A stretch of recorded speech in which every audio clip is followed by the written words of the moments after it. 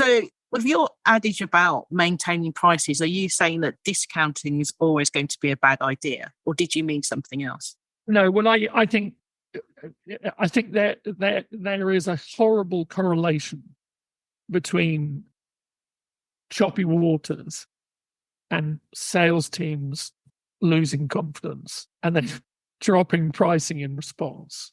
And what I would say is what you have to do is you have to be absolutely razor sharp on pricing.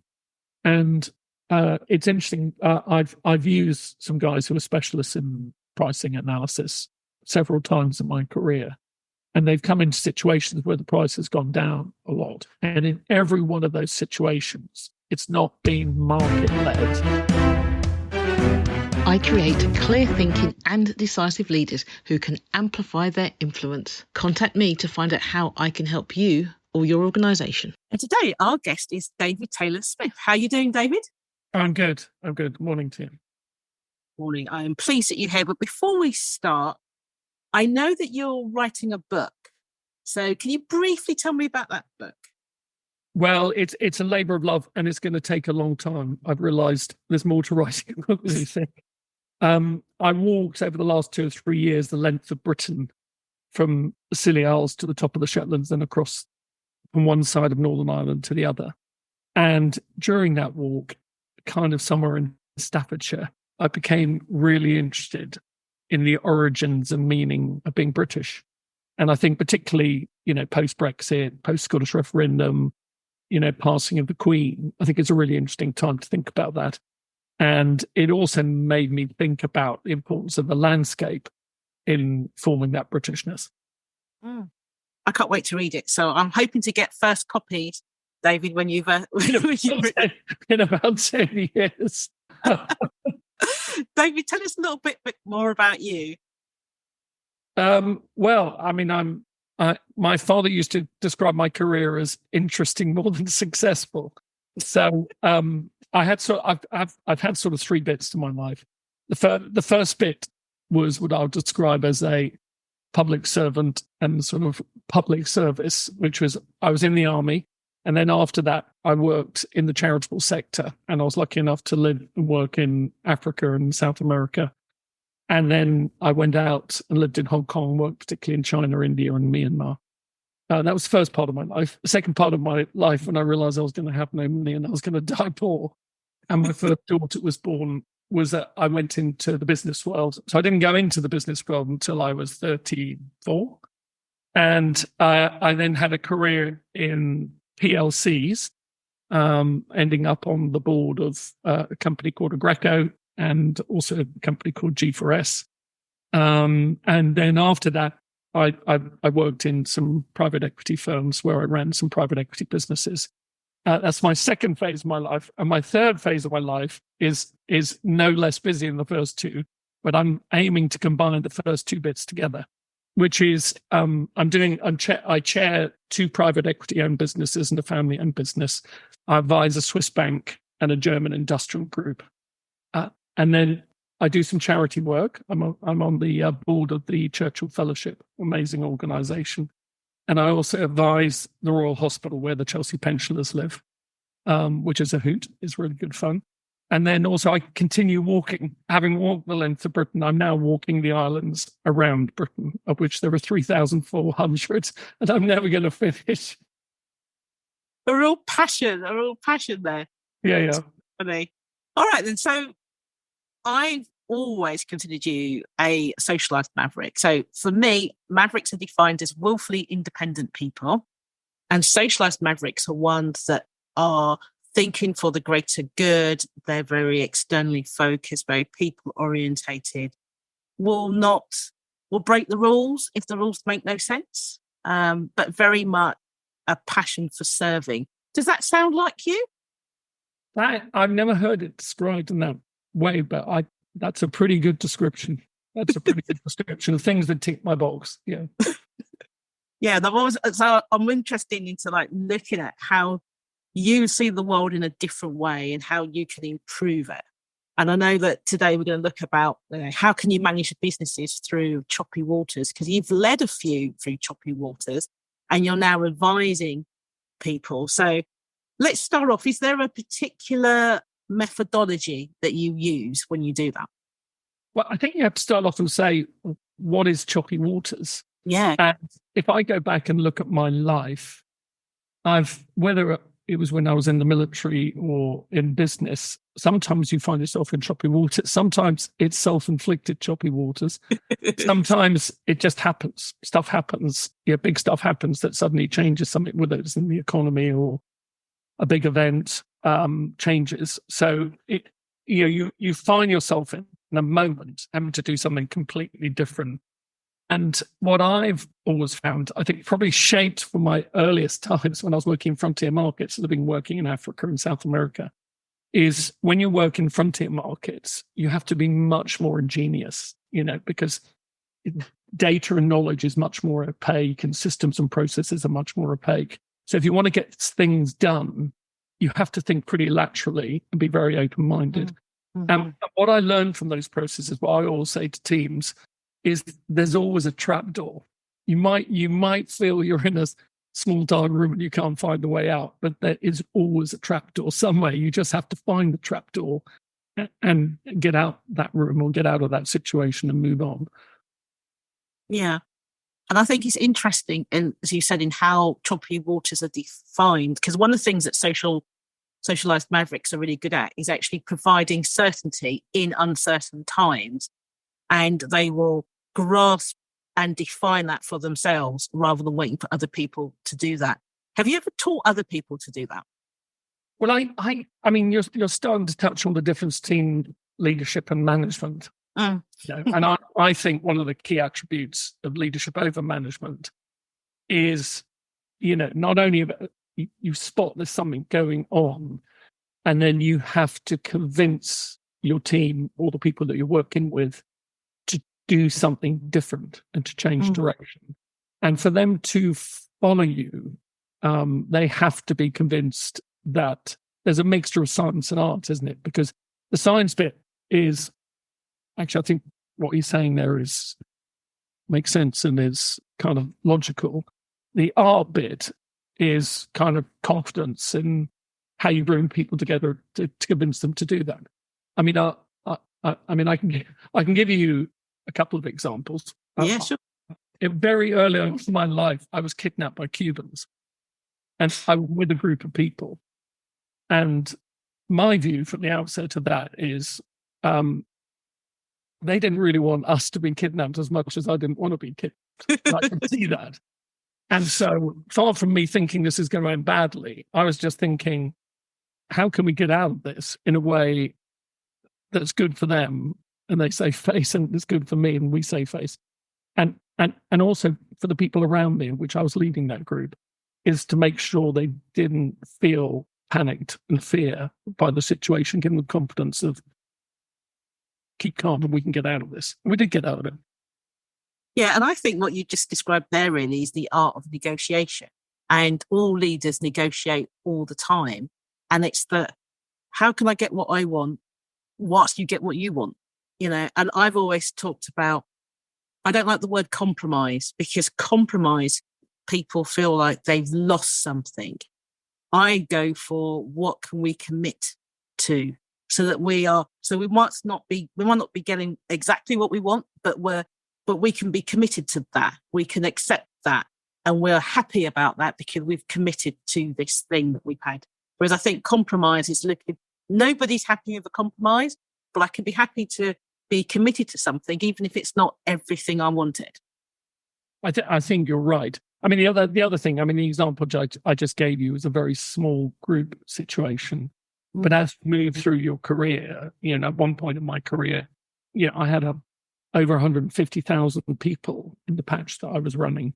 And you can't possibly know everyone. And so it's also learning how to influence through other people. So you might have 4 layers between you and frontline people. So you've got to be able to influence and manage through big organizations. And that requires different techniques. And I think it is this balance of science and art. And I've always believed the science bit is that, you've got to particularly in the industries I've worked in, I think you've got to be able to act small and think big.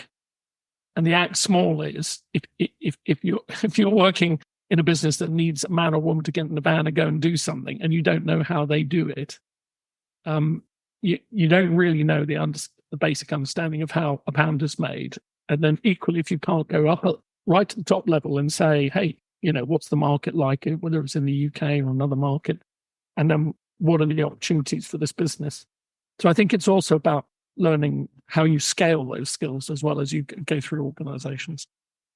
Yeah, I like that. I was that's something I always did when I was to work in in corporates.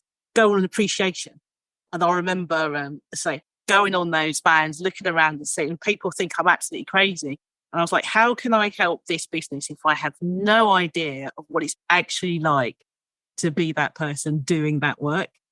So when we're looking about doing choppy water, looking after that, the first point I know that you often raise is the management of it. And when you think about management, are you talking about management of the situation? Because I see you've distinguished between management and leadership. So yeah, I think when I talk to people about managing through choppy waters, there are kind of 9 things to talk about, and I would say the first one is management, and that is worth much more than the other points. And when you find yourself in choppy waters, average and poor management gets found out pretty quickly. And so I think the first thing is rather than find yourself in choppy waters and then have average and poor management, you think, why didn't I sort that out before? And I think if you think of leadership, particularly servant leadership, what I always think about, I always say to people, look, don't think about David. Think about 100 people who work for David and the impact of David being a poor manager leader, and how that impacts 100. And then each of them will have 2.5 people in their family. So you're actually impacting a huge number of people. So focus on them and the broader organization. And if you sort out poor, weak management, then you're doing a great service to the people who work for them as well. But I think that old saying, when the tide goes out, you see who's not wearing trousers. And then equally you see, wow, look at that individual or individuals who the tide has gone out and they're not waiting for someone to tell them something to do. They're on it. They're already doing stuff because they're learning and adapting quickly.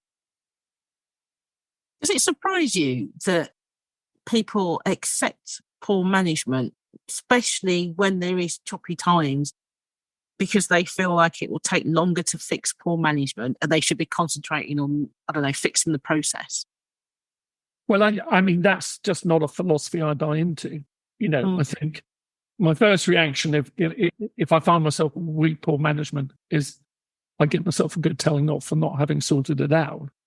The second thing is I do something about it. You've got to get on and do something about it, because the more you just accept something which is not required, then the worse it is for the organization and the people working for those individuals. Now, of course, you might sometimes find yourself in a situation, let's say, where the economy turns very quickly. I found myself, because I'm that old, in 1997 during an economic crisis in Asia with a business in Indonesia where the GDP swung by over 30% in a year and the currency devalued by 84%. So it was such a tectonic change that actually, in that instance, there were some perfectly good people. Let's say there were growth leaders, but actually what you needed was a different type of leadership then, because you were working in a situation that was pretty chaotic and where it was more about cost and operational control and also giving leadership and confidence and less about technical management. That makes sense. Which nicely leads us to your second point of not being a denier. Yes, well, I tell the story about myself. I will say the very first MD role I ever did, my main competitor was a kind of 60-year-old, 20-year seasoned, wily old fox. And he absolutely ran circles off me, around me during an economic crisis. And the first I knew that I was in choppy waters was when he took my two biggest customers off me. Oops. And I just thought, I'm never going to have that happen to me again. And I think what you've got to do is you've got to see the data. Don't act hastily, but act in a speedy way, which is if you see things have changed, validate that thing first of all, so you're sure that it has changed. And then you've got to act. You just cannot keep ploughing on towards the iceberg when clearly you think, okay, I've got enough data to say, look, we need to do something different here. Yeah, and I think that's good. And I think it comes into the culture as well, doesn't it? Because it's hard. It's easy to be a denier if you've got a culture that's toxic or blameful, because people won't service the issues because they're scared. Well, I can think now that I chair businesses and I kind of quite often get involved in turnarounds. I can think of a number of businesses I've got into where the management don't realize it's a turnaround situation and they're kind of just gently going forward and bits are falling off and they've been gently going down. And part of kind of what you have to do is make them understand using good data, and just say, look, here's the situation and here's how your competitors are doing it. Here's what's happening in the marketplace. You've got to get them to see and accept that something has changed and therefore they need to act differently. And of course, if they don't see and accept that, then you have to change. You have to change someone. Because I've noticed that sometimes when I'm going in to do a culture change program, for example, and you're talking to the exec team and you're talking to their senior leadership teams, and then it becomes clear that it's the exec team that's driving most of the issues, but they're in denial that they are the issue because the problem sits somewhere else. When you've been in that situation, how do you convince that the exec team is that they have to change too?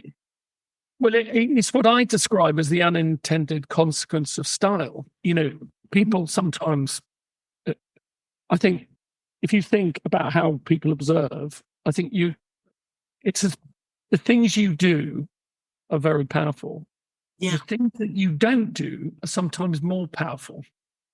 And if you are in an organization that is in choppy waters and you go, well, I can see my boss is behaving no differently, you can kind of go, well, that's all right for me to behave no differently. So I would describe it as the unintended consequence of style, where people are picking up more on what people don't do than what they do. And so what you have to try and do is help people get in a mindset when they start to look at, don't walk by. Because if you continue to behave like this, to convince me how it's not going to keep going like that. They quite often people in that situation will talk about the things they are doing, and they don't talk about the things they're not doing. And you've got to try and get them to talk about that as much as the other bit as well. Yeah. You know what came up to me then, it's just reminding of something that I learned when I was 17, where I worked for an insurance company and we were commercial underwriters and we shared the office with the commercial underwriters that worked with the brokers. And I remember the broker side had lots of ringing phone calls and all the rest of it. We were just doing our stuff. And then the guy who was in charge of all of it lost it and said, how dare you walk past a ringing phone? And we said, but it's for the brokers, we don't deal with them. And it's like, no, you answer the phone and you deal with it, because this is one team, even though we're in two different divisions. And that lesson, I was 17 and I've never lost that as this is what's important. Exactly that. Yeah. Don't walk by and be accountable, So part of that culture change is, as I say, getting management teams, leadership teams to realize that what they don't do is as important as what they do. Let's listen to a quick advert. The Maverick Paradox. Judith Germain is an author, speaker, consultant, mentor and trainer, and the leading authority on Maverick leadership. She is the founder of the Maverick Paradox, which supports organizations to enhance their leadership capabilities and to help business owners develop and grow their businesses. Judith enables individuals, business owners, and organizations to improve their impact and influence She is also HR Zone's leadership columnist, and her expert opinion has appeared in national, international, and trade press. Welcome back to the Maverick Paradox. This is the podcast for the pathologically curious. So you've talked about being around in financial crises and organisations and senior teams not being aware that they're walking into that crisis. Could it be because of the way that they're financed? Maybe they've got a debt model rather than a cash model. Is there something that we need to be doing around that? Well, I mean, you're right. Sometimes, I've been in businesses which have had to refinance, or taken over businesses which have in effect, the investors have lost the business to the banks. And again, I would say, when you look at what leads up to that, it's people denying the situation that's going on, not changing course. And I think particularly in that situation, the reason why businesses normally go bust or someone steps in and takes them over is because they run out of cash. Mm-hmm. And that simple act of doing a job well and then getting paid and collecting that pound of revenue off someone and making sure that you've got good liquidity in the business, sometimes people lose focus on that. Now, of course, in certain occasions, you can think of some big utility companies at the moment are in that situation. They just simply got the wrong capital structure and they've got too much debt in the business. But what I would always say, if I was running a business like that, I will say to people, look, we've got a great business here. And I can think of a big utility company that has got a 100% monopoly on something we need every day, water. And I would be saying to the teams, look, we're a needed service. So we might have too much debt, but that will get worked out and will still be a business that will be needed tomorrow, where people like you and me will need to run these businesses. So I think there's a difference between business which have gone bust because what they're doing is out of date, like poor service, and in many ways they kind of deserve to go bust. But as opposed to ones where the financial structure is just wrong. I think you can sort that stuff out. So I guess if we, as lateral thinkers, are seeing the water starting to turn and get a little bit choppy, we should then start to focus about having cash in bank. Exactly. Cash is king, as I always say to people. Look, if you were a finance director and you used to look at cash once a month, look at it once a week, once a day. For heaven's sake, just think about it logically. Let's say you're in an economic situation. I gave you an extreme one in Indonesia. What's the first thing that happens is everyone stops paying someone. Doesn't matter whether it's you as a supplier to someone or you employing someone to do something for you. It all tightens up. And what you want to make sure is you're still getting paid. And what you really want to make sure is you're not left holding the baby. That if you do a big piece of work for a customer and they go bust and you don't get paid, that it doesn't cause the same impact on you. So just really focus on cash. And being honest with you, that applies whether you're running a charity or a business. In fact, it applies if you're a government as well. All right, then. So we've got management not being a denier. Cash is king. What's the next step? I would say focus on what you can control.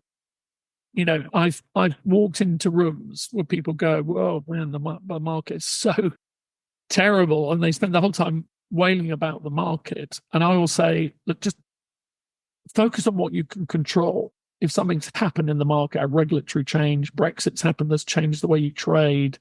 You can't change that, but what you can change is the way you approach that. So just to get the teams to focus on controllable items. And of course, the obvious things you can control is cost and productivity and how you do business to make sure you're efficient. And if you think about it, a good business already does that before all this happens, where they make themselves leaders efficient, because then you can grow and you can offer the benefit of that, doing it well and efficiently, either to your customer in the form of a better price, or you can keep a bit more profit for yourself. But you'll definitely win more if you're leaner and more efficient. Yeah, and I think there's something about controlling what the organisation does, but it's also, as leaders within the organisation, concentrating on what you can control. Because I've certainly have worked with leaders and said, okay, that's not that important. What can you actually do right now? What are you committed to do right now? And I find that the same as if you're doing some sort of development with them. It's like, it's no point in just taking information. Whilst we're here, let's do something meaningful that you can continue to do when you finish walking out of the door. Yeah, and and what I think are two useful tools, and I'm currently working with a business I've just taken over as a chair to do this, is what I describe as value blocks. If you come up with a plan and you say these are the value blocks, and some of them are financial and some are not financial, and you go, this value box is worth 5 and this one's worth 0.5, you can kind of just keep that up on the wall and just say, are we spending 10 times more focus on the 5 than we are on the 0.5? So it makes people focus on where the value is. And then I think what you have to do is you then have to make sure you've got an effective organization. And I define that as, have you got the right people in the right structure, managing with the right systems, processes, and data, and with the right culture. And it's not a bad checklist. And if you then say, okay, some of the enablers there are not in place, you can focus on that. And if you say, for instance, you've got the wrong team, or you've got gaps in your team, then you go, well, let's try and crunch that down and manage that tighter and quicker. And then you might say, as business as usual, you might talk about critical vacancies once a month. But if you say, we're not going to get out of this until we get these new skills in the business quickly, you can do that twice a week. And then what will happen is you'll bring them into the business 3 times quicker. Yeah, it is about value, but understanding who is valuing that value, right? So sometimes I see with leadership teams is what one person or one function sees as valuable is actually not that valuable in the bigger scheme of things. So they're not sure, they don't know how to assess the collective impact of what they're doing. So you might have, for example, you see a lot sometimes, and marketing will say, this is a really valuable spend to do X. And sometimes you see marketing something that's impossible to sell. Or you have an exec team that says, this is a great strategy, but ops can't deliver that and never will be able to deliver that. But it sounds nice and it looks great, so we'll just do that. That must but I think a really good way to clear the mist and the fog on that is first of all, understand the market that you operate in. And in my experience, it doesn't matter whether you're a charity or a business, most people have some knowledge of the market they operate in. And that might vary from very good to actually quite poor. And usually, though, it is unstructured. That I have someone in sales who's super knowledgeable about Scotland, or someone in operations who knows someone in Norfolk, but it's unstructured. And what they're not doing is analyzing and acting on that data. So I would say first thing to do is understand the market. And sometimes you might want to bring in a bit of help to do that, so that then you can say, okay, do we all understand? Do we all agree now we've got all this good data, that is what's happening in the market, and that helps you prioritize. The second thing to do is you go in the room and go, what's the voice of the customer here? And I think normally a lot of businesses, that again, some businesses it's razor sharp, and in other businesses it's really poor, and they just rely on a bunch of unstructured anecdotes. So I think also forcing companies or organizations to go, how are you listening to the voice of the customer through the whole journey of why did they buy off you? How did they buy off you? How did you then deliver service? How did you invoice them? How did you collect cash? When they phoned up and said, I've got a problem, how did you respond? And then when they said, I want to go to someone else, how did you manage that process?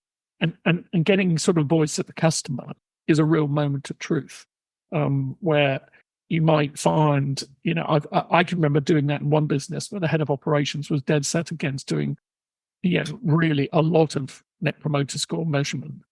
And he said it's going to be chaos because we had 120,000 customers, and I was basically saying anytime anyone rated us a 1 or a 2, I would respond to them within 24 hours. So that was quite demanding.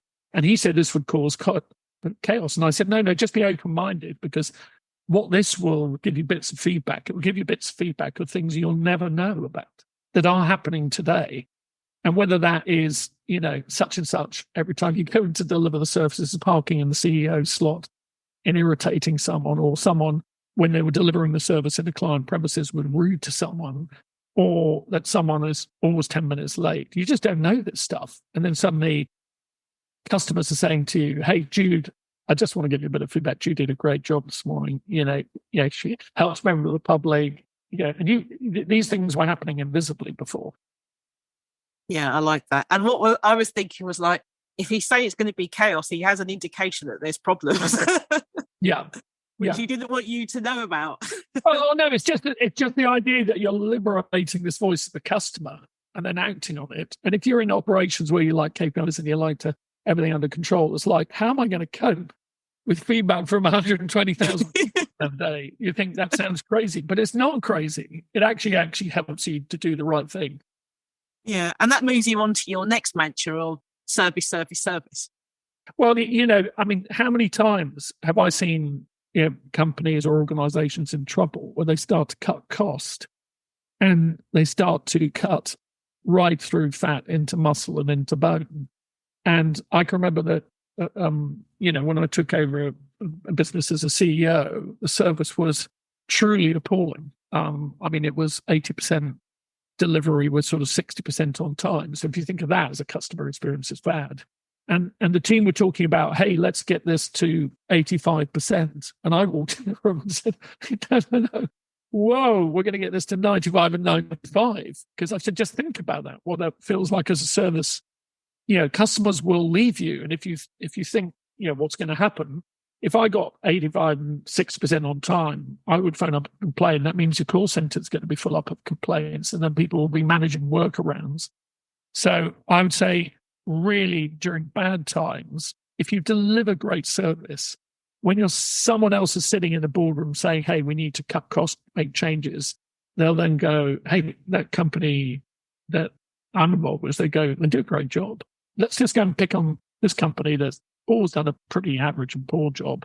So it's really critical. If ever there was a time to give good service, it's actually during a downturn. And don't be tempted to cut into how you're doing that. Yeah, I like that. And makes me think is that there's the unintended consequences, but they're not unforeseeable consequences. Exactly.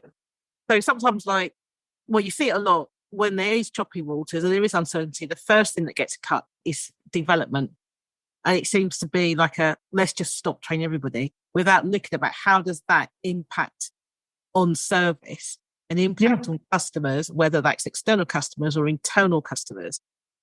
And there's just that dynamic where, okay, here's some really important development that's needed to make sure that we deliver on our objectives. So we'll cut that.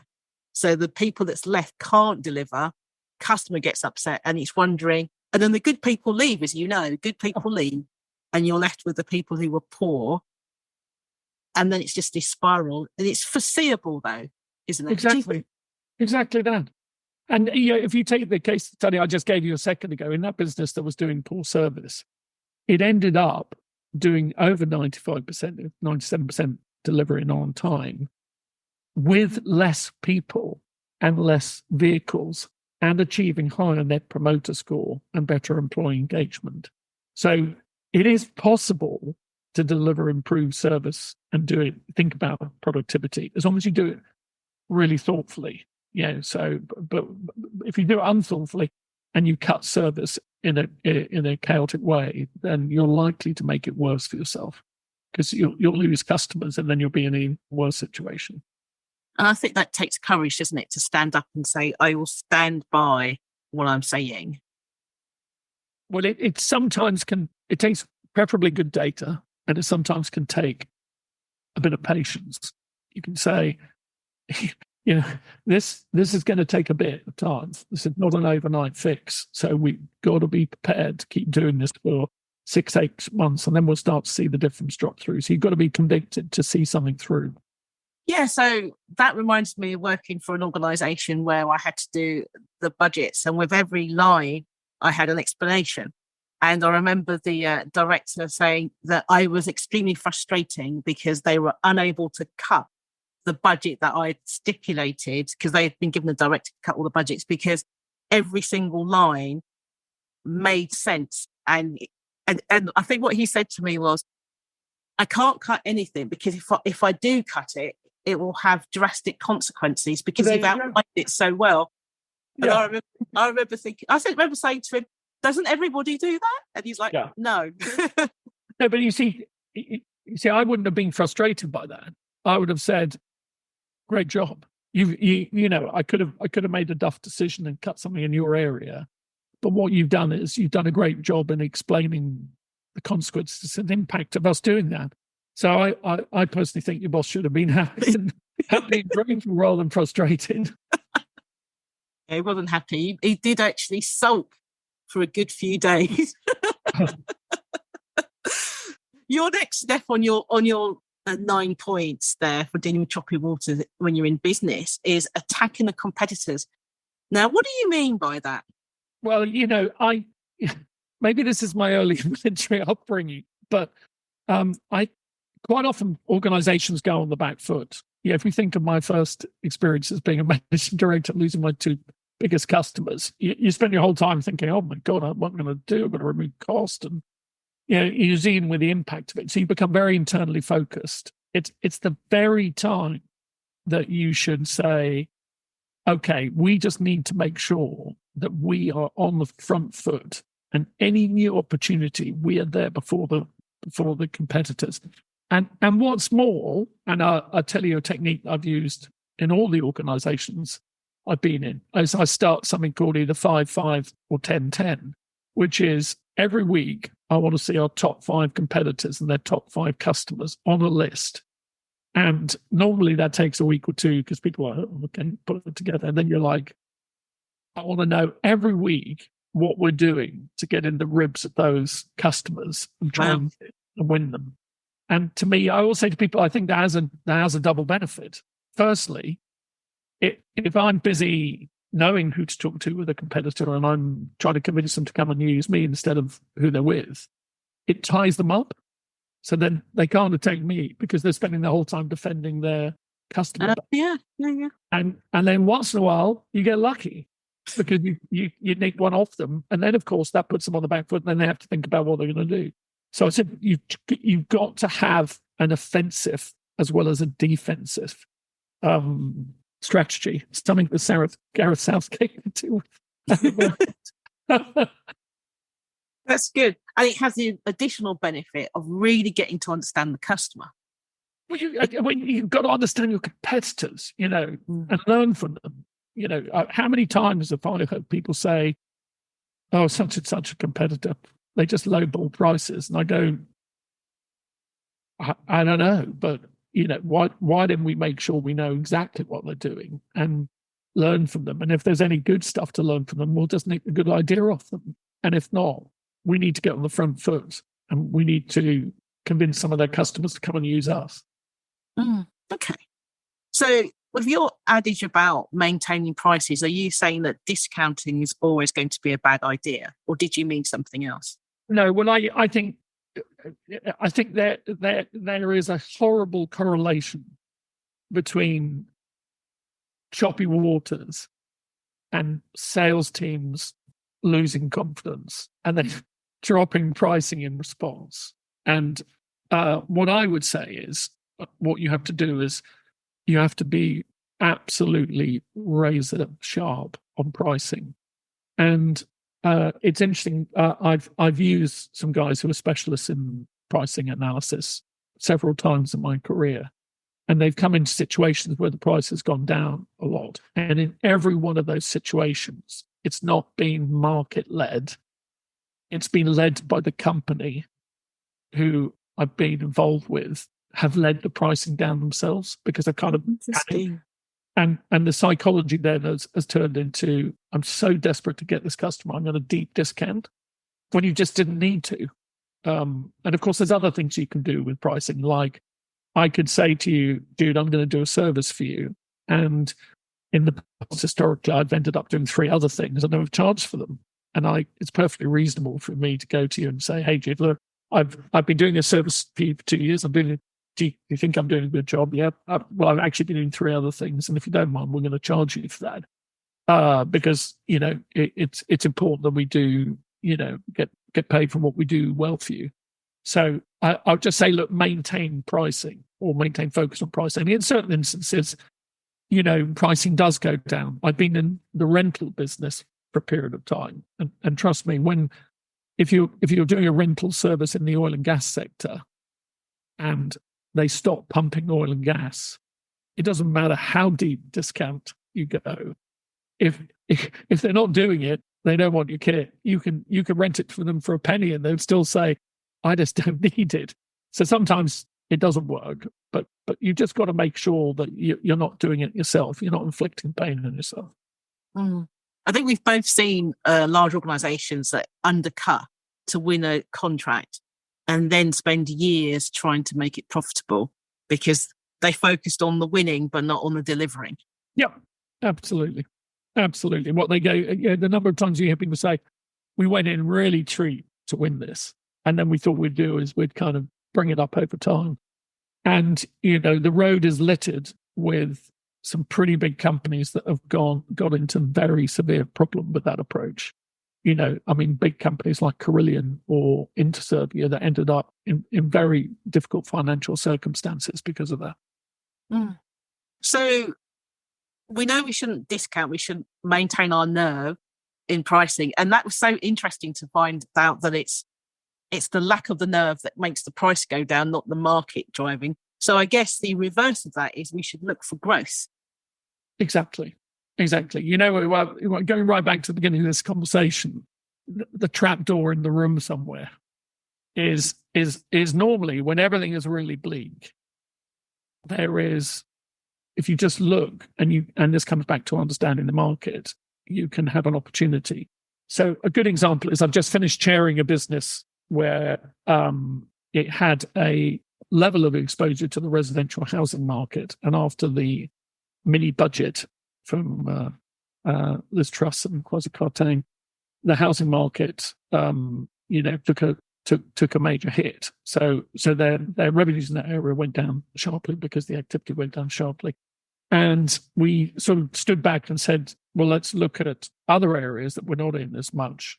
And the company had a small amount of export for certain products. And within the space of 18 months, by looking at an alternative growth opportunity, in this instance outside the UK, they ended up with kind of 20% of revenues coming from this new revenue stream that they would never have looked at if it wasn't for that sort of major downturn in one of their markets. So usually there is growth somewhere. You just have to find that trapdoor in the dark room, and you're likely to find it more easily if you've got a good knowledge of the market. Makes total sense. I worked with an organisation very similar where their traditional places for business were declining. Those industries were declining. And I just looked at the whole thing and said, you know what you deliver actually can be repackaged in a different way and put into this market. And what basically happened is that part grew so much bigger, even though this company, I think they were in business for 30 years. It's a well-established, very well-known in the in their marketplace. And now it's just completely revitalized. So maybe when we are in choppy waters, we need to take a breath and actually stop and go, what is the essential value that we provide and where can it be repurposed? Because we know lots of companies that have changed what they do based on the market, But I think the other area, which I always think is very exciting, and it's one of the areas of management that I most enjoy, which is digital. And I think the great thing about being digital, particularly someone of my age, is it's just every couple of years you're out of date and someone's sort of a new way of transacting or doing business. And I think you can be on the wrong end of digital where some disruptor comes in above you and suddenly starts to offer a service as a digital aggregator. But equally, you can do that yourself. And the great thing about digital, I think, it's such an interesting fusion of intense data analytics and intense creativity. And it also offers the opportunity to experiment and fail and experiment and succeed without high cost. So for instance, one of the businesses I ran during COVID, we used to take 18 months to bring a product to market. We'd think about it, we'd look at the market, we'd do loads of designs, we'd beta test it. And in COVID, we reduced that down to 4 weeks. And what we accepted is we said, because digital was key then, because of the way people are buying and behaving, we also said, we're just going to accept the fact some of these ideas are going to be duff. And, we're putting things into the market and some of them absolutely bombed. But others really went well. And we were like, crikey. And we just experimented, and digital and experiment and try in one area and say, well, it's worked well in the Southeast. So if we scale that up to the whole of the UK, roll it out, then that's great. Or we'd try in Bristol and it would bomb, and we go, okay, we're not going to do it in any other place. Yeah, and that's exactly what a socialized maverick does. Takes risks, but they're not. People think that mavericks takes risks just for the sake of taking risks. They're calculated risks. You've done the data, you've worked it out. Yeah. So, and also I think what's interesting is this predominance about agile methodologies, where you follow the agile methodology, but what's not happening is agile mindsets. So it just becomes a process that people are following, but they're not actually being agile. So making the change that you just mentioned is quite difficult because they don't have an agile mindset. Yeah, completely agree. Dealing with ambiguity. It's being comfortable dealing with ambiguity.